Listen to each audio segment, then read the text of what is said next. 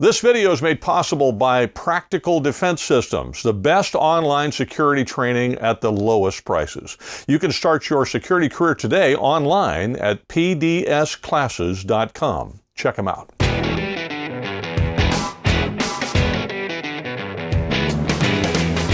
Hi, I'm Joel Persinger. I'm the Gun Guy. Thank you very much for all of your support of GunGuyTV. I'm very, very grateful for everything you do, so please don't stop.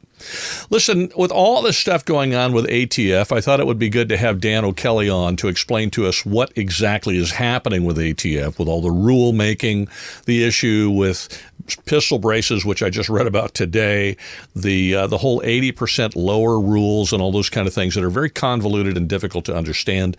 Dan has gone through them. He's going to help us understand those. I'm very grateful. Now, Dan, if you've not watched my show before, is a regular contributor here. He's from gunlearn.com, and he is an expert on federal firearms law, and he's an expert on the ATF, so he's really worth listening to. He also has some great classes online that I urge you to take if you want to understand what the laws are so that you don't find yourself afoul of them. Taking his class would be a great thing to do, and you don't have to go anywhere to do it. You can do it online, and I will put a link in the description for you.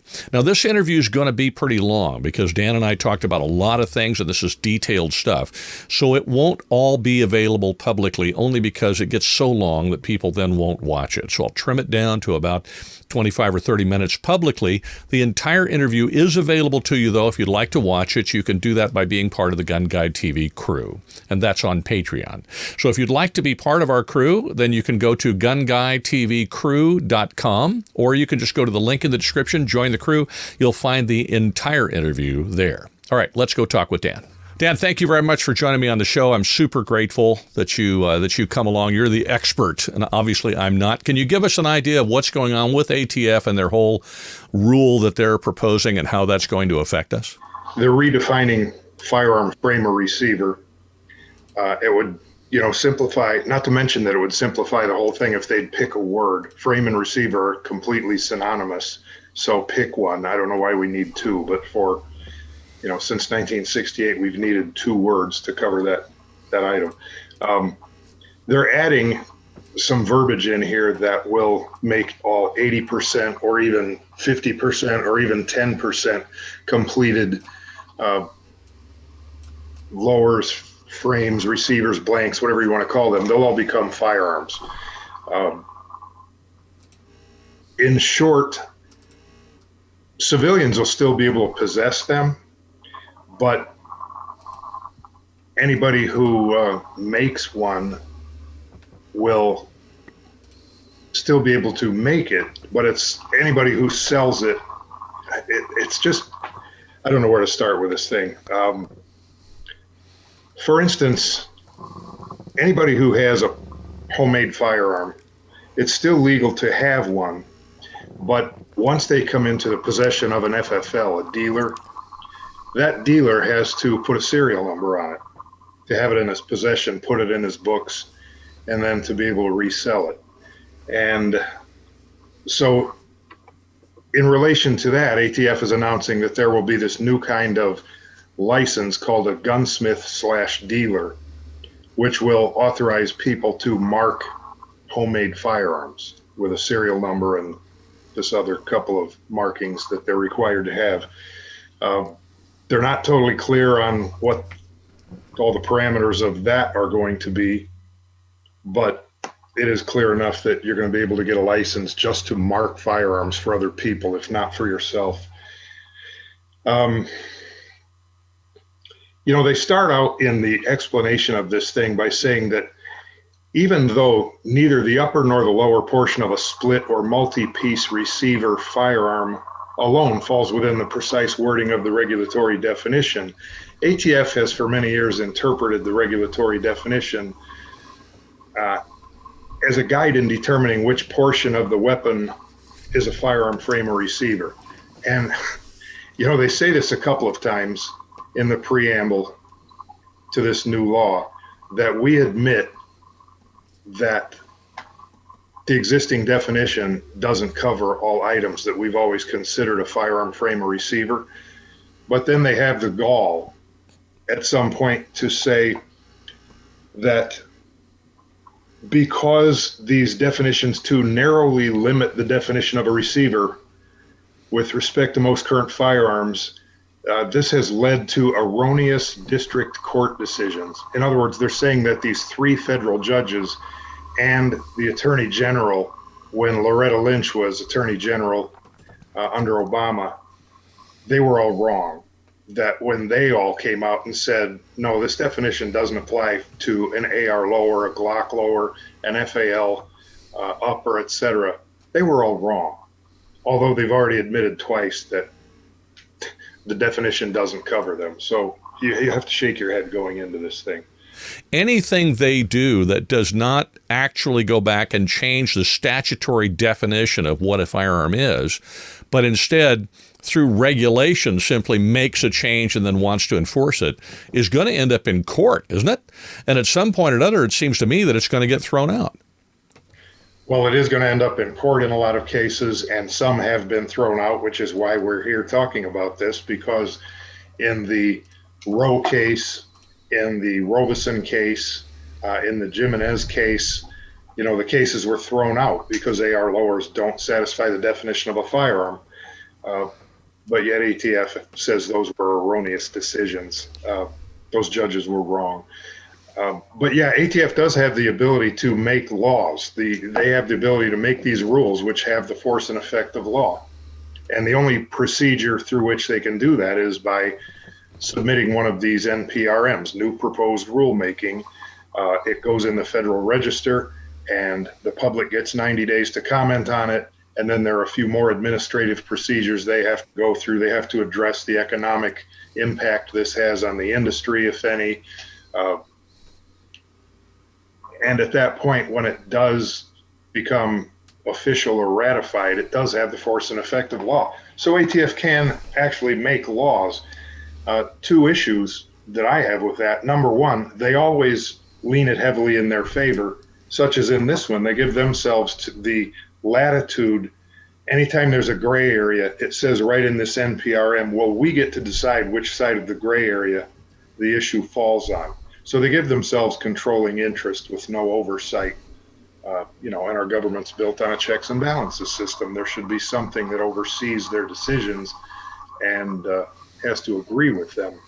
From what you've been able to determine, what practical effect does it have on folks who already possess these types of firearms? On the federal level, it doesn't affect the private owner as I see it. If you have a homemade, I hate the term ghost gun, but if you have a homemade firearm, what they call a ghost gun, you're still going to be able to possess it on the federal level. Granted, there are a lot of states out there that are trying to outlaw those on their level. But federally, this does not keep you from possessing one as long as you're not prohibited from possessing a firearm, a factory-made gun. The major difference is that any of them that are in the inventory of an FFL, a licensed dealer, they have to mark them. They can't sell them as a gun with no serial number anymore. They have to give it a serial number, which I don't know what kind of a paper trail that's supposed to establish. But, that's that. What gets me also about the way ATF does these things is when they exhibit what they don't know about guns. For instance, if you look at one place in the second paragraph of this thing, they mention a bolt-action rifle or a break-action, lever-action, or pump-action rifle or shotgun. Are they not aware of bolt-action pistols? Are they not aware of break-action, lever-action, and pump-action pistols? They all exist, but apparently they think those actions only exist in rifles and shotguns. There's a place in here where they show a sketch of a Thompson, a Tommy gun, and it calls it an M1A1. Well, if you know anything about Thompsons, there are 2 types of Thompsons. There's the type that has the bolt on the top, that's the 1921-28 series, and then the M1 and M1A1 series, which has the bolt handle on the side. So they're showing a 21-28 top bolt, but they're calling it an M1A1. This is ATF. Do they not know the difference? And if they don't, what business do they have regulating what people are doing and putting them in prison for it? If I own them, do I then have to, if this passes, do I have to register them in some fashion or put a serial number on them based upon what ATF is proposing? Or is it only if I take it to a gunsmith to have a gunsmith work on it, or I sell it on consignment to a dealer, or I sell it to a dealer, then the dealer or the gunsmith would have to put the serial number on it? Is that how that works? Yes. If you just keep it at home, carry it, whatever, anything other than involving an FFL, you still don't have to mark it. It is considered a firearm. One of the biggest issues here is that there will be no such thing as a partially completed receiver. Once you do anything to a block of metal, a pipe, a block of plastic, that is an effort toward making it into a receiver. You know, call it a 1% receiver, it's a firearm. So at what point do they cut that off? You know, at what point does a billet block of aluminum not be considered a receiver by ATF, and then you know, they take action on it? So any company that's in the business of making 80% frames will have to become an FFL manufacturer. There won't be any more 80% lowers, uppers. So many guns out there are going to have 2 or 3 receivers. For instance, starting with the effective date of this thing, if it takes effect, and it probably will if people don't take action, AR-15s are going to have 3 receivers. SIG P320s are going to have 3 receivers. This new definition of a receiver says that anything which houses a fire control component and is visible from the outside of the gun is going to be considered a firearm frame. Well, that includes AR lowers, AR uppers. It includes bolt carriers, because a fire control component includes a hammer, a bolt, a breech block, a firing pin, frame rails, a couple of other things there that I don't have memorized yet.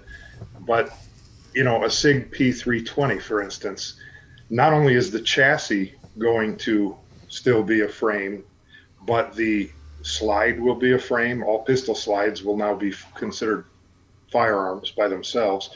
The plastic lower that encloses that chassis, according to the definition, that'll be considered a firearm frame and have to have a serial number. So, you know, in addition to that, this thing says that every firearm frame is going to have to be marked with not only a serial number, but the manufacturer's name, city, and state, or the manufacturer's name and a derivative of their FFL license number. How do you fit all of that on the little metal plate on a Glock lower? Think about the 80% Glock type lowers out there, all the ones people own. Once that comes into the possession of an FFL, he doesn't just put ABC 123 or some serial number on it. He has to put that and, you know, Joe's firearm store, Sacramento, California, or wherever he is. Well, the existing regulations already say that those markings have to be in metal. You know, they can't just be in, well, the serial number has to be in metal. The rest of it can be on frame, slide, or barrel. But I just don't see how they're going to implement a lot of this. I mean, are there going to be, and I don't mean this as to be a flippant question. What parts of a firearm are not going to need to be serialized? Barrels, triggers, hammers, sights. So you're basically talking about, on a handgun, for example, a Glock, you're talking about the frame and the slide, essentially. On an AR, you'd be talking about what we consider to be the lower receiver and the upper receiver, essentially. And the bolt carrier. And the bolt carrier. Because it encloses a bolt and it's visible from the outside of the gun. So a bolt carrier is now going to be a firearm too, because it says anything that houses a bolt, a firing pin, you know, just that alone, and is visible from the outside of a gun. Would that include the rear part of the barrel on a semi-automatic pistol that's visible through the ejection port?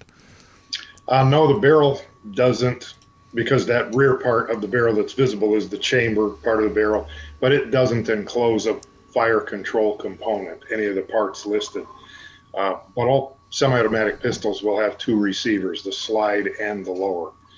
And, you know, there's a passage in this thing that says, I can read it to you to quote it, but the point is, it says that every receiver will have to be marked with serial number and then the manufacturer's name and city and state, or name and derivatives of their license number.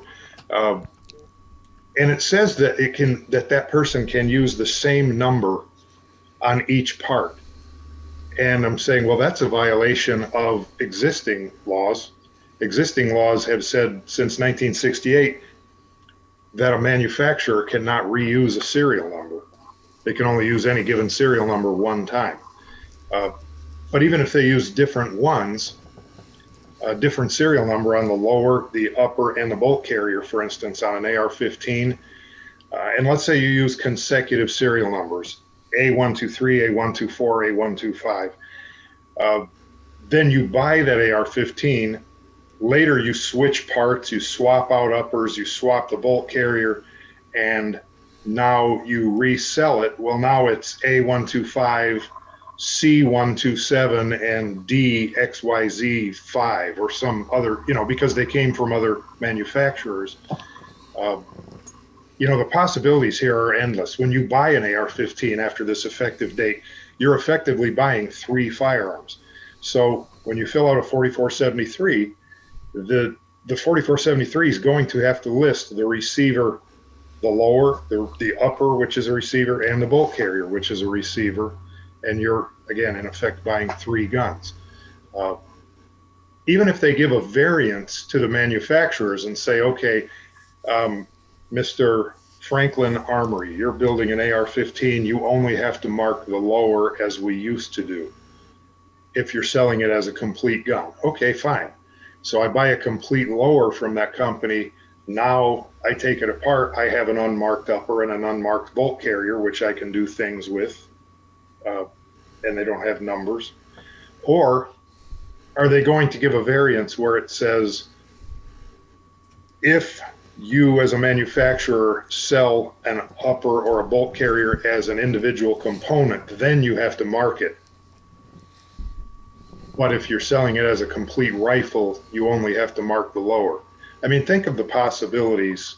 I have a cannon from X Products, and it launches soda cans. You put in your blanks, and we're going to go out to the desert and shoot some soda cans up, and I shoot them, and my son hits them with a shotgun, and somebody yells, "Paul," right? That's not considered a firearm. But it does have an AR-15 upper receiver on it because it's designed to attach to an AR-15 lower. But it's not a firearm. And since it's not a firearm, is that upper then considered a firearm even though it's connected to something that isn't a firearm and it's sold as a non-firearm? I mean, you know, this becomes a rat hole that's going to be incredibly complex. And I don't know how anybody navigates this. This is nuts. Well, after this becomes effective, your cannon becomes a firearm. And how is that possible? Because it will then fall into the definition of a firearm, which is any housing the frame. Well, keep in mind, there are 4 definitions of a firearm under the Gun Control Act. First one is any weapon which expels a projectile by the action of an explosive. We're talking about definition 2 here. Any frame or receiver of a firearm is a firearm. Well, starting after the day this thing becomes official, the definition of a frame or receiver will include anything which houses a fire control component. What's a fire control component? A bolt carrier, a firing pin, etc. Well, starting that day after this becomes effective, an AR upper does house a bolt carrier and therefore a bolt and therefore a firing pin, etc. Regardless of whether it's attached to anything or not, or what it's attached, doesn't matter. Exactly. It's how about that? Wow. Okay, so you mentioned the sort of the demise of these companies that make and sell 80% lowers. look, I'm going to be real here. The reason why people buy 80% lowers is so that they can make their own guns that the government doesn't know they have. And I'm not talking about criminals here. I'm talking about law-abiding Americans. So this effectively puts those folks out of business, doesn't it? Well, it doesn't necessarily put them out of business. It requires them to either go out of business or get an FFL and become a manufacturer, in which case then they can still sell 80% receivers, although that 80%er is considered a firearm. It's considered to be 100%, so you might as well go ahead and finish it. There won't be any point in the private individual finishing it after he gets it, because even an 80%er, you have to do paperwork and withstand a background check, fill out a 4473. So just go ahead and finish it. Sell 100% receivers, uppers, parts, what have you, so that the person can put it together themselves. But there won't be any difference the day after this thing takes effect between buying one of these buy, build, shoot kits where you have to finish the 80%er versus today going out and buying a completed lower, a completed upper, and a set of parts, snapping it together. The legalities will be the same. All right, you mentioned the word kit, and that's come up before. And so before I forget, I want to ask you the question. Is this going to apply only when these things are put into a kit? Or is this going to apply even if they're sold as individual parts? In other words, I buy a kit to build a 9mm pistol, and it comes with the slide and the lower, and it comes with all the various parts and so on, but I have to finish the lower in order to build the pistol. That's a kit.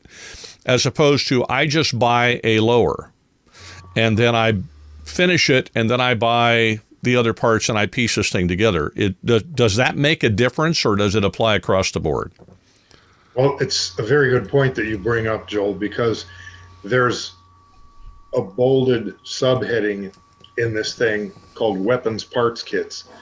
And it says, with partially complete frame or receiver and containing the necessary parts such that they may readily be completed, assembled, converted, or restored to expel a projectile by the action of an explosive, for which each frame or receiver of the weapon would need to be marked.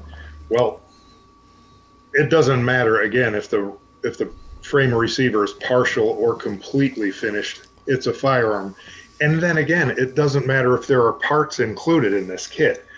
Since every upper and lower is going to be considered a firearm, once you have an upper or a lower, you have a firearm, whether you have a hammer to go with it or a complete kit to finish an AR-15, you already have a firearm.